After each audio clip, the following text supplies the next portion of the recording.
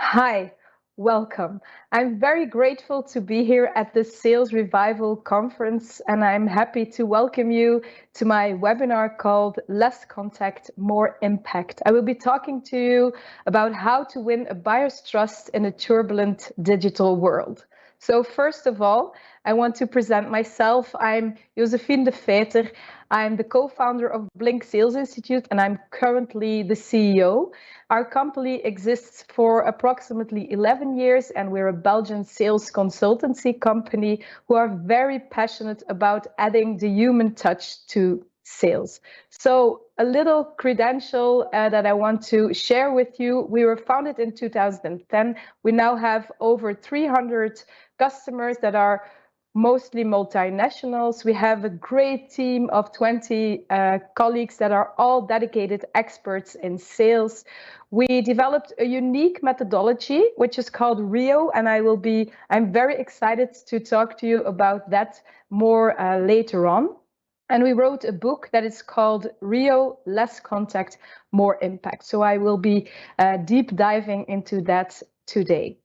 So also we are specialized in sustainable growth programs, and we have multiple client cases where the positive impact of what we do are measured. So if later on you would like to know more about that, you can always send me an email or get in contact by LinkedIn. So enough about me. What makes sales and customer interactions challenging in 2021? So I suppose when you have been looking at several of these talks about the future of sales, I won't be saying anything new. So I hope that I will add something that will put some things in perspective. But first, I want to start with these two trends. Of course, it was already before COVID, but we see that customers are buying more and more digitally. So which means that we have a mix of face-to-face and screen-to-screen encounters. So that's why we say we get less contact with our potential customers. And in these fewer moments, we need to have more impact. For example, a lot of our clients are in the banking world, and we have seen that they have been closing up almost every office that they have, but they have more and more encounters with their customers through omni-channel ways, mail, video, chat, everything like that. And in these short times that they have the contact, they have to make more impact. But how do we do that? In a world where we have so many contacts, we need to make the difference on a very special level. And I want to share some data with you. Like we have seen that Gartner has done a research, and they say that customers are already 75% on the way down to the purchase path before they consider engaging with you. So which means that if you are going to give them the same information that they can find online in your encounter or in your conversations, you will not make the difference. So we need to go a step further.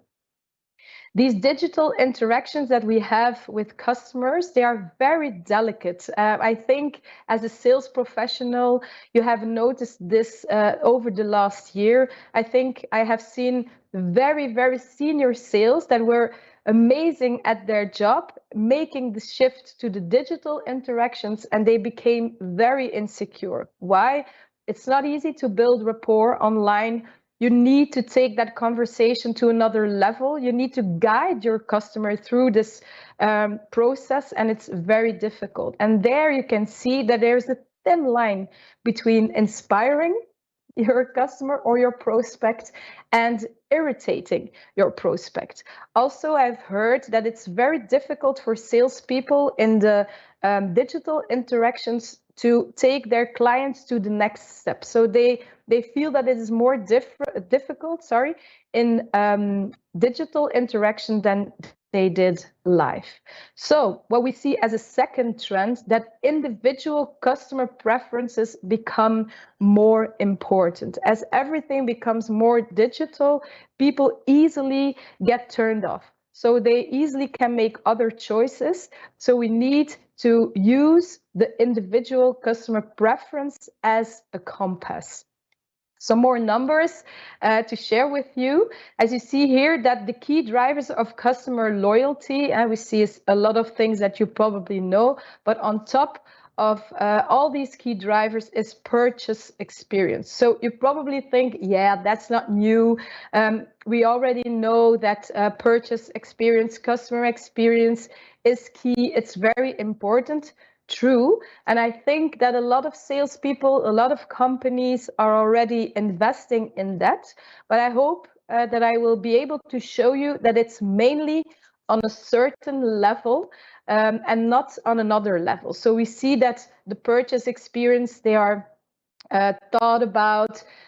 We are thinking of adding a lot of extra dimensions for clients, but it's still mainly generic. So it's people that are thinking, oh, for our customer, we need to deliver this kind of purchase experience. What I want to show you that it's really for every individual customer important to take a look at what they need individually and not on a generic level. So how can we do this?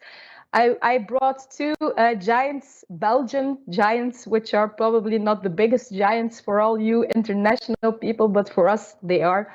And it's Steven van Bellegem and Johan Thijs. Steven van Bellegem is a visionary. He does a lot of inspirational talks about a new economy, and he says that empathy is key in the digital customer experience or in customer engagement. So he says that you now, in the new way of selling, you need to take into account three things like empathy, being more digital than you were before, and also act responsibly. And I think the third one is very interesting because we hear a lot of people talk about empathy, emotional intelligence, but empathy isn't only important in rapport with our customer, but it's also important in rapport to the earth or to the greater goods of the company and even to ourselves. So I really liked his talk. If you wish, you can also look it up on Google. It's very inspiring. And then Johan Thijs, KBC Bank is a client of ours, and Johan is the CEO. And we started working together a couple of years ago, and I thought he is very inspiring because they are very digital. They are one of the most digital banks in Belgium. They have an amazing app. They even won 1 month ago best app of the world. So it's really an amazing product. But he says that when you go digitally first, so if it is your strategy to go super digital, then you also have to put empathy as a strategic skill first, because otherwise your customer will get the feeling that they are not connected to your company anymore. So it's not the objective to have, for example, one person that is dedicated, the contact person of a client. No, you need a sales force that is really empathetic, that is really emotionally intelligent, so they can deliver a customer experience that is human. So I found that very, very inspiring. And also, of course, the model that we developed helps them with doing that. So that's why I brought this giant also to my talk. So what do I want to do with you? I will share some insights how you can push personalization to the next level and generate and have more impactful meanings. Because as a sales professional, I think that's what we want to do. That's why you're here for. And I hope I can help you with doing that. I'm also going to conduct a little experiment. I hope you're open to it, and we'll be sharing some more advice. So what do I see in the sales development space, and mainly in everything that is prospecting, of course. We're at the beginning of the sales channel now, and we need to get some new prospect or some new clients. I want to talk about this challenge first. So what do we see? A harsh reality that executive receive sales mails every 8 minutes. So I think the main challenge today is gaining and retaining the attention of the customer. So if you know this, an executive gets an email every 8 minutes, then you really need to stand out. Only 9% of all sales emails are opened. About 33% of email recipients open emails on the subject line alone. So I think this data is very interesting because we know that we only have little time to make an impact, and we know how you can make this impact bigger. So it all starts here. We know as sales professionals, if we don't get the leads, if we don't contact those people and convert them into a conversation, a sales conversation, we won't be successful. So that's why I start with this topic first. Of course, there is also good news.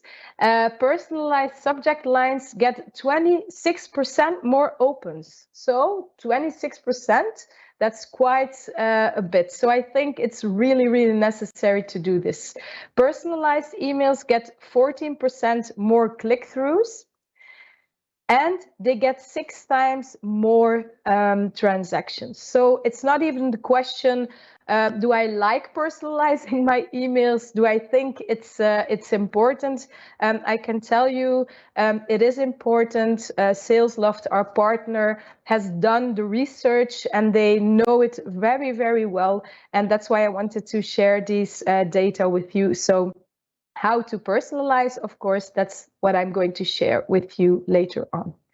So maybe as we have been in the business for quite some time, maybe there are some SDRs watching or business developers. I suppose that's the case. So I want to share 2 creative ways in which you can get more reactions to your outreach. And one of the main things that we have seen is that people react better to voice and video messaging today, because the email, as I said, there's so much emails that it's almost impossible to stand out. You can, but it's very difficult.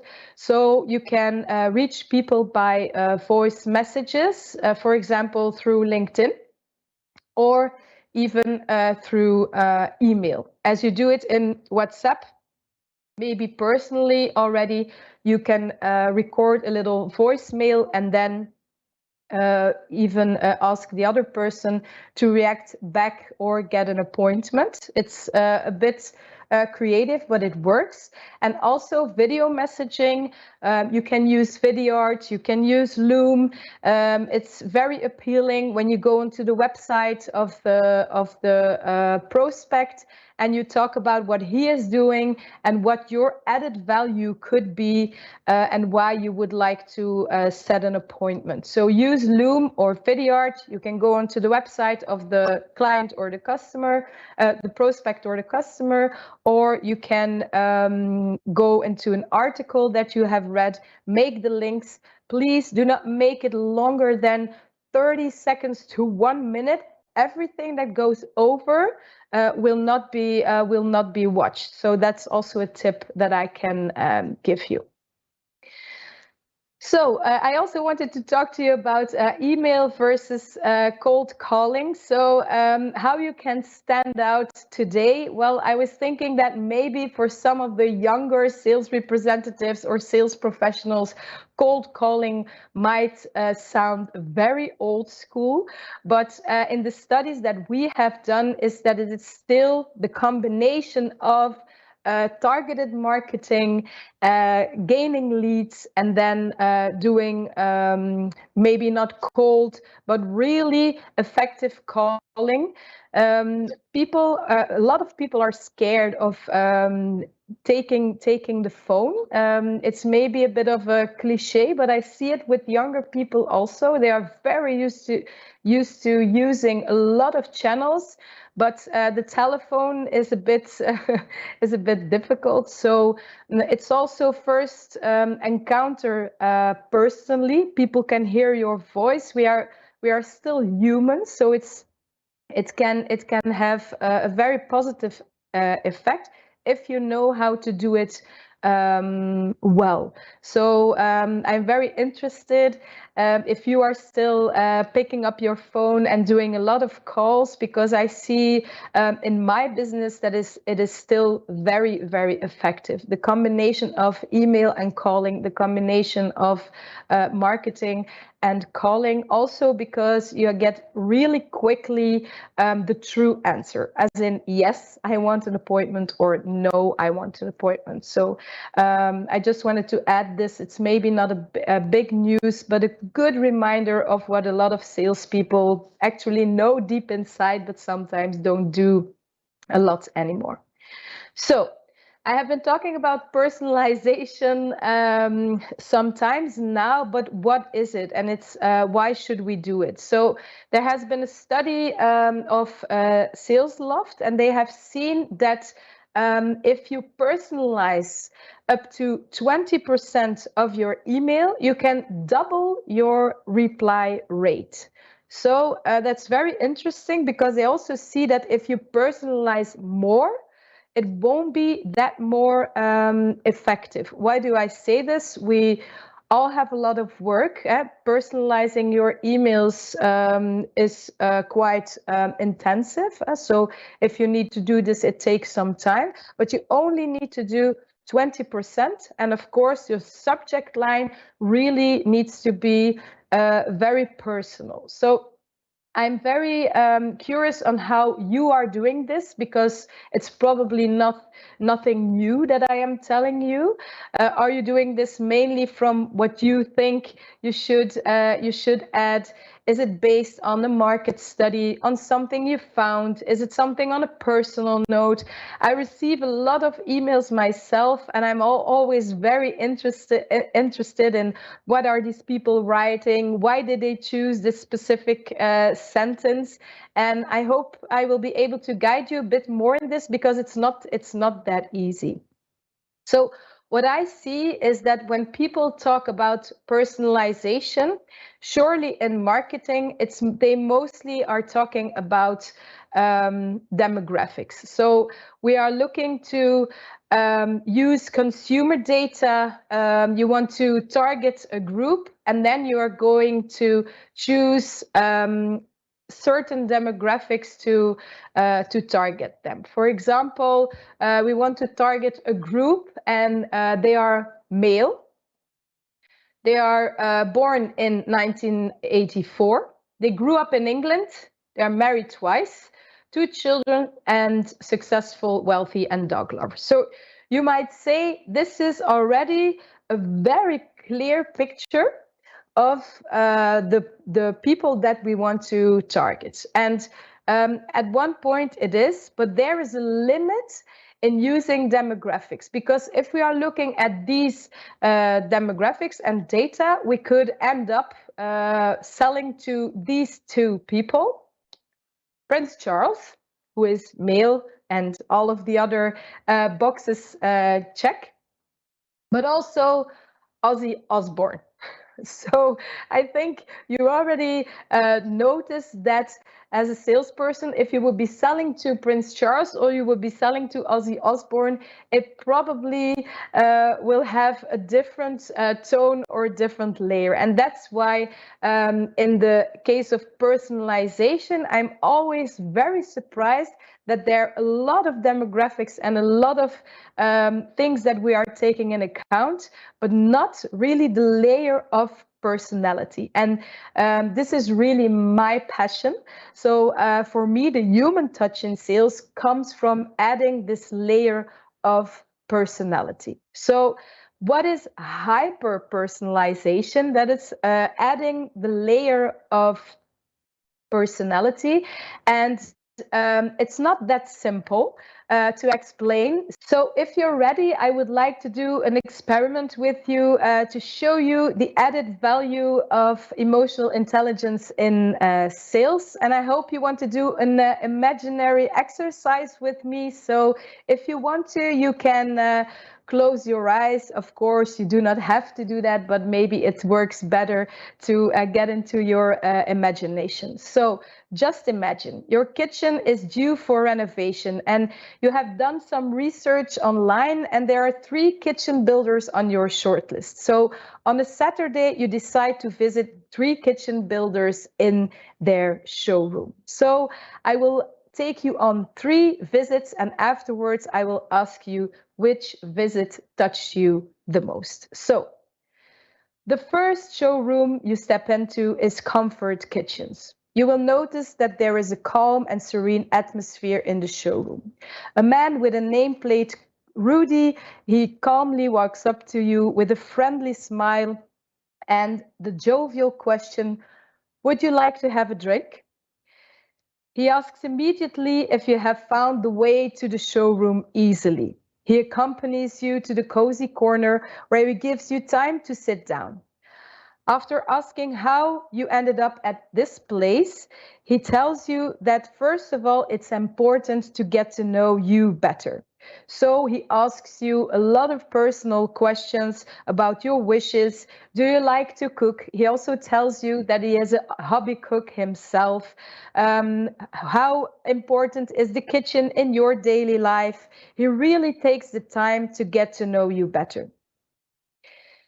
He tries to understand what works for you, and he really sees that this is an emotional purchase.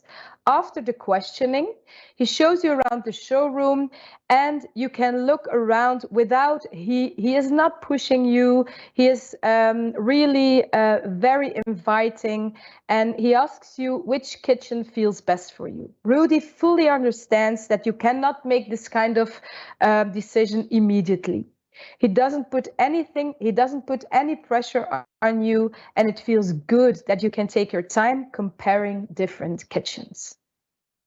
Okay, so now we're going to the second showroom and you step into Expert Kitchens. You are welcomed by a receptionist who asks your name and the time of your appointment. The lady confirms that you have indeed an appointment with Iris, who is waiting for you in her office at the back of the showroom where you can have the conversation without any distraction. Iris welcomes you professionally in her office. She looks very professional. You notice some preparations and documents on her desk. She has already asked you a number of questions through the phone.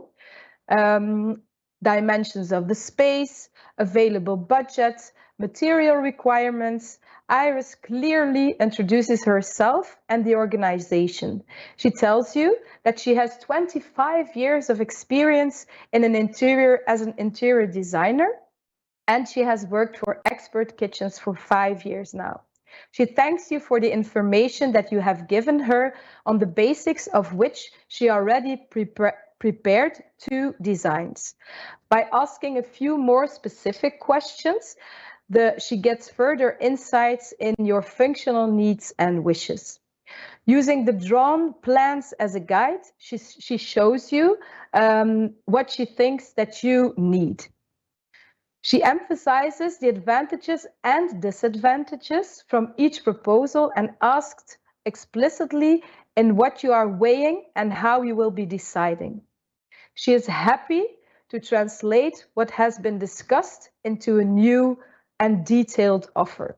She gives you the time to go home, go over the plans, and get back in an appointment that she already makes at the end of the visit. This was the second visit. So now we still have a third visit, and here we go. So it's time for the last visit of the day, Top Kitchens. While entering, you are immediately met by Olga. She gives you an enthusiastic greeting, a firm handshake, and welcomes you with the words, "Welcome to Top Kitchens, where we not only dream of the best kitchens, but we also make them happen." She congratulates you on your visit to Top Kitchens and takes you in tow through the showroom. She praises the kitchens with great enthusiasm. You know that Olga stands behind her product for 100%.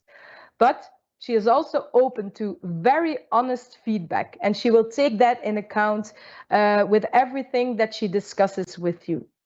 She asks short, powerful questions because there is no time to waste. Olga wants you to start using your new kitchen as soon as possible. No question is too much, and for her, and you notice that. Olga will do everything to realize this project for you as efficiently as she can. When you indicate that you know what you want, she takes a sheet of paper and she starts drawing a quick plan and also calculates the cost of your dream kitchen. The offer, a first plan and a possible start date can be made today so that the work could begin in 2 weeks. Is it a deal? Okay, so how easy was that to imagine? I hope that it went well. And my question is, which of the three advisors would you prefer to buy from? So, would it be Rudy, who was very friendly and calm? Would it be Iris, who was more professional and structured? Or would it be Olga, who was mainly driven by enthusiasm and so here they are by enthusiasm and efficiency. So here we have our three sales professionals. So what we mainly see is that when people answer this question, some people have a clear preference for Rudy, some people have a clear preference for Iris, and some people have a clear preference for Olga. So what is this about? And I really want to share this with you because it's simple and still revolutionary, I think. I want to talk to you about the channels of trust. As you know, as a sales professional, the basics of sales or even human interactions is always trust. Like not trust like in a BFF kind of way, but our human system is programmed onto scanning situations and other people if you can trust them. It's a safety issue, and it even goes deeper than that. But did you know that people have three fundamentally different ways of doing that? And as you can notice in my experiment, of course, there is a first group of people that are really oriented on the fact if they find the other person sympathetic. So do I see that he or she radiates sympathy? Is he smiling? Does he have a warm atmosphere? Can I see this person as a partner in sales? These clients, they will make their decisions with the heart, so that's very important. They're mainly feelers. So we say that they have a relational channel of trust. They are mainly focused on the relation. A second group of people, they are not scanning for sympathy or a warm smile or whatever. They are scanning for expertise.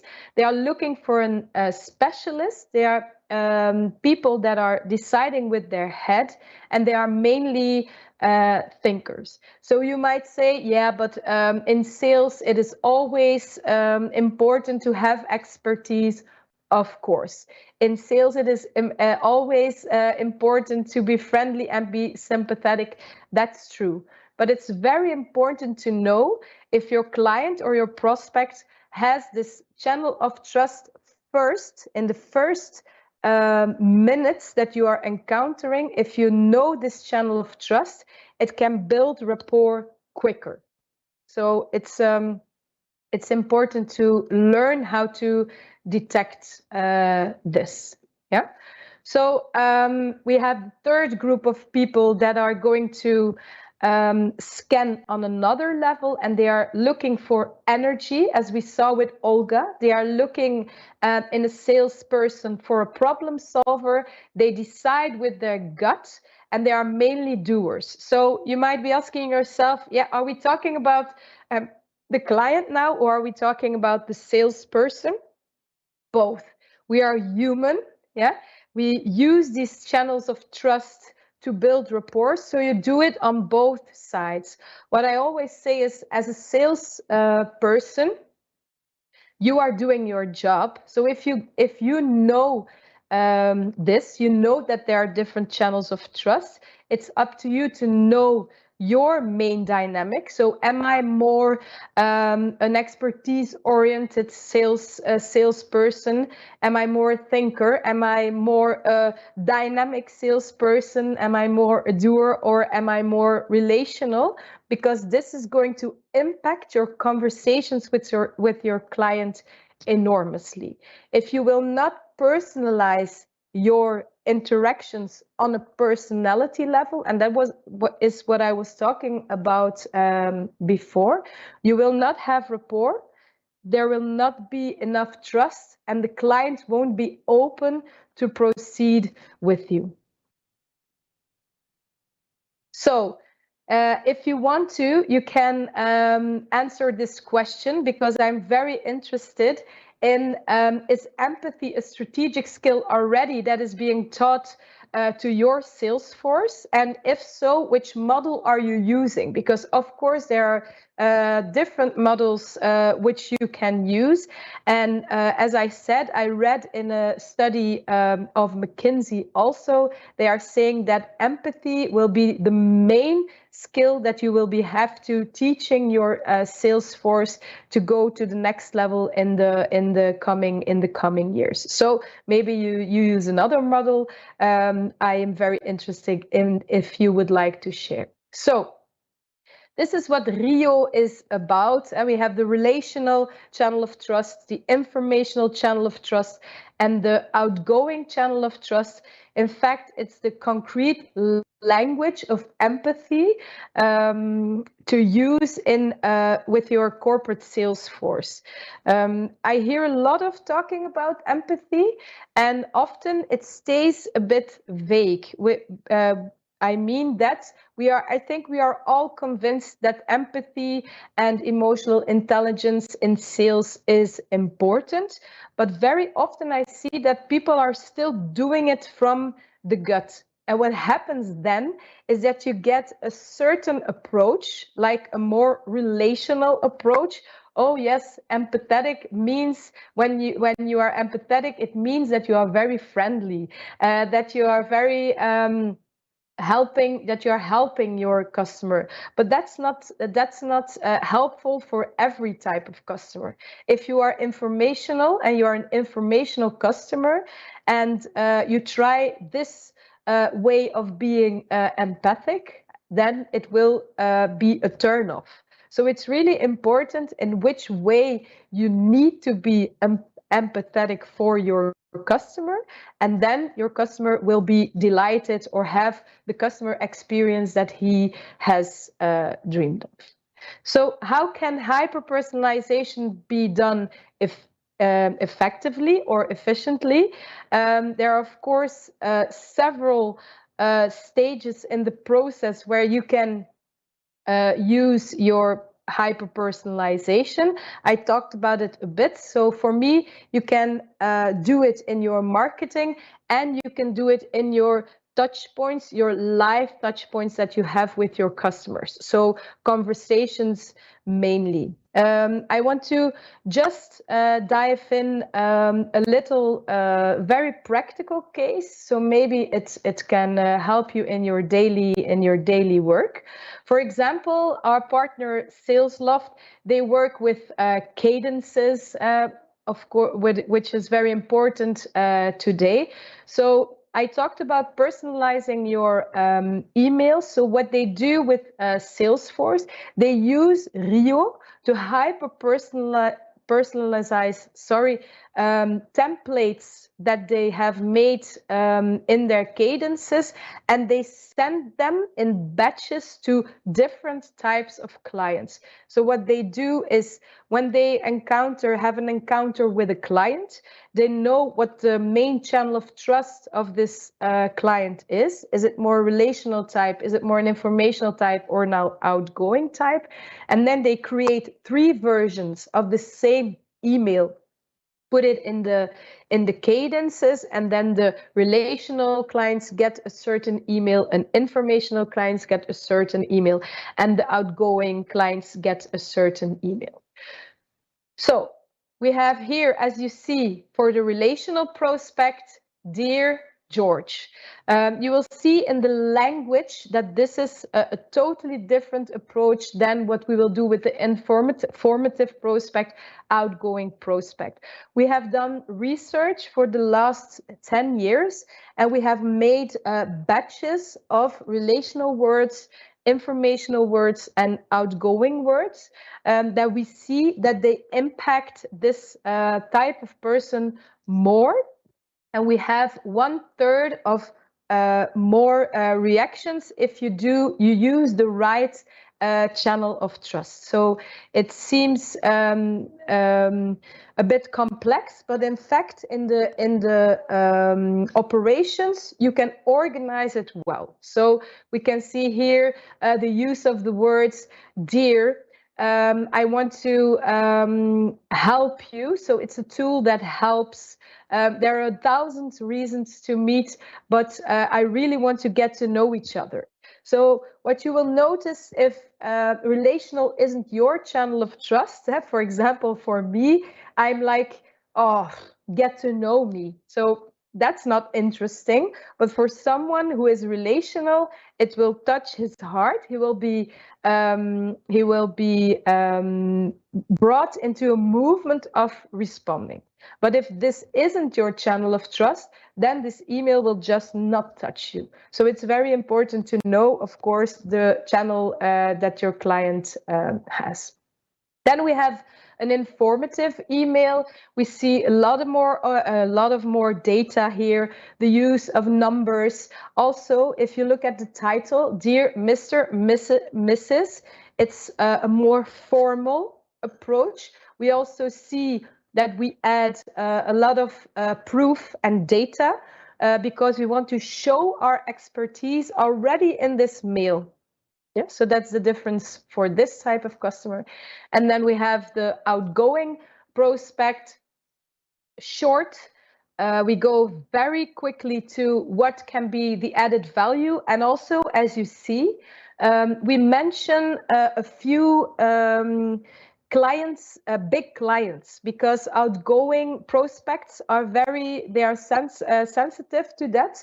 They want to see, is this interesting for me? Is this going to be a good solution? And have they done it with big clients before? So let's talk a very short call to action so that this prospect doesn't have the feeling that he is losing time. So this is how you can put this into your cadences. Of course, you can translate this onto LinkedIn, where you can use messages also and make it very personal. An informational LinkedIn invite and an outgoing LinkedIn invite. So it's very effective to have some templates that are ready, and at the moment where you have scanned your prospect, then you can use these templates. It makes it a lot more efficient. So the question that I get a lot, of course, how can I determine quickly a client's channel of trust?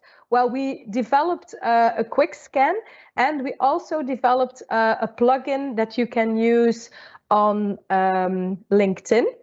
And as I said, we are talking a lot about targeting today, where we use consumer data, age, gender, family life, professional role, but we are talking about tailoring. So this is really about psychological traits, personality, human needs, instinct. Yes, of course, we have developed this model in a team with psychologists. So often I get the feedback that it sounds difficult, but in fact, it really isn't. So we need to use this sweet spot between targeting and tailoring.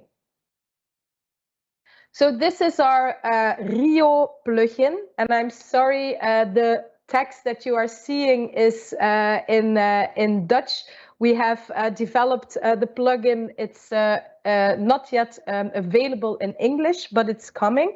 So it's just to show you that when you go onto a LinkedIn page, then you can use the text that people have written in their bio, or you can also apply it onto a mail.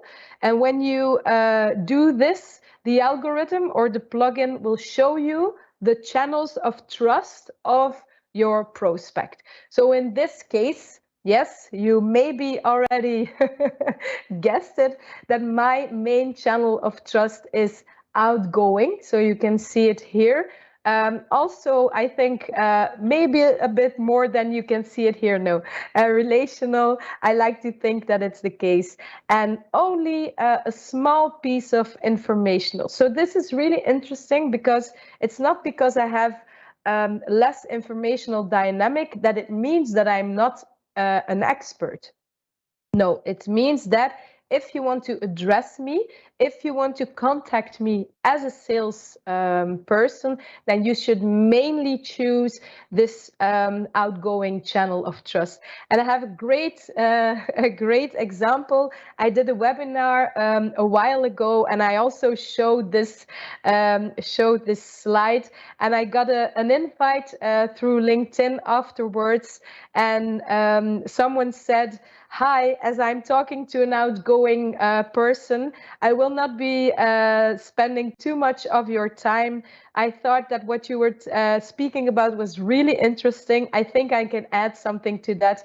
Can we book an appointment tomorrow or next week?" And I was really charmed by that, of course, because the person already used what I teach them, but also it was quick. It was clear what he wanted, and I gave him the appointment very quickly. This is one of my someone I know with another company, Tracy. I did his scan, and here we see that he has a very balanced profile.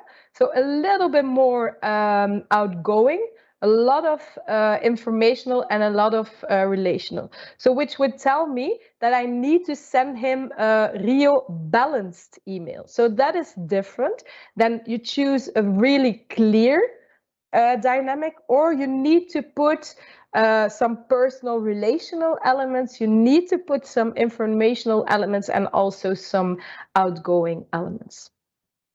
And our colleague at SalesLoft, Coralie, she is mainly relational, which would mean that we have to address her in that way. So these were some examples on how to scan people. So it will help you onto how to choose the tone of voice, how to choose your language, to personalize that 20% that I talked about at the start of the webinar, because otherwise you're still lost on how you need to do that.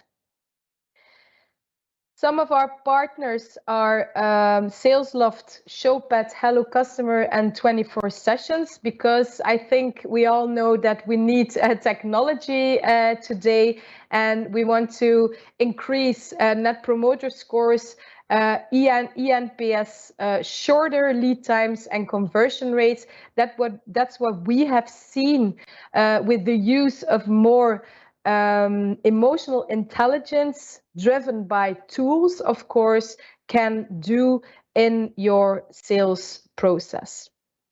I hope that you liked what I have been talking about. We have written the Rio methodology into our book, which is called Less Contact, More Impact.